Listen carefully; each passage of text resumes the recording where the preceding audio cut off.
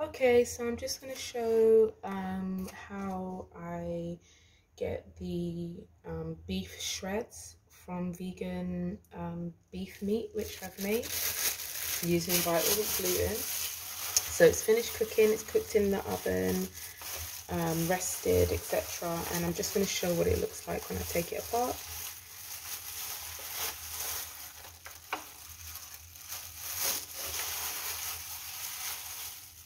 Gonna kind of rip it apart a little bit just so I can get okay. I'm just going to show what that looks like. Beautiful shreds.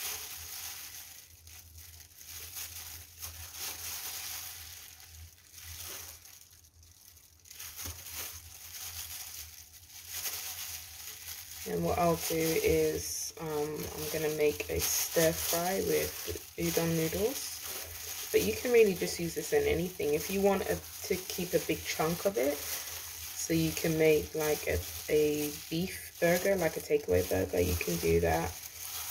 If you wanted to serve, it's very filling. It's very, very filling. So if you wanted to serve it as a part of the a Sunday dinner or something like that, you could very easily just kind of like take a piece of it and just reheat it in the air fryer or on your skillet, on your pan, and then that will be like a nice piece of meat to eat.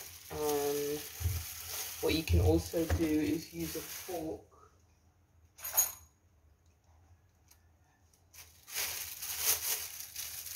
to get the shreds. It's better to do it this way or tearing it than cutting it. Cutting it gives it a different, with a knife, gives it a different kind of texture. But using the fork kind of gets the shreds to come up nicely.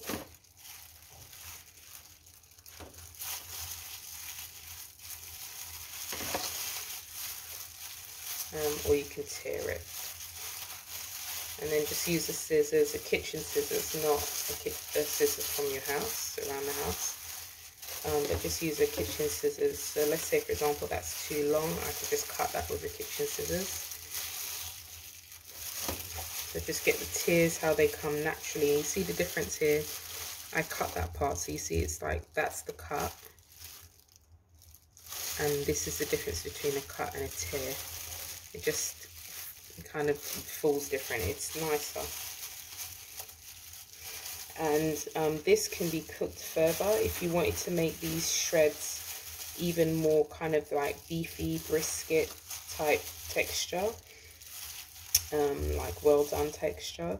All you do is just make them small, put them in the air fryer for about 5 or 6 minutes. If it becomes too crispy and you're like, oh no, I've burned it, that's okay.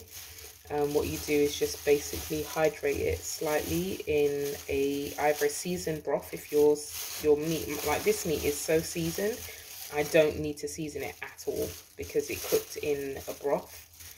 And the actual base seitan, the dough itself is incredibly well seasoned, so it doesn't need any seasoning at all. But you could just rehydrate. If it gets too dry, just put it in some water, a small bowl of water, and just make sure it's saturated. Give it a couple of minutes, come back to it, and it's just got the right kind of springiness to it, but it's still got that meaty chew. So that's it. You can put this in whatever you would normally put beef in, sandwich, stir fry. You can put it into baked goods, like a patty, savory patties, or whatever else. Any way you would normally use beef. Just when you cook it, know that you only need a few minutes. Get it brown, and infuse it with whatever flavor you want, whether that is teriyaki or something with ginger, or even a lamb sauce, or just a general gravy, whatever you want. And yeah, that's it. That's how you get the meaty shreds. I'm using the gloves because it's very juicy.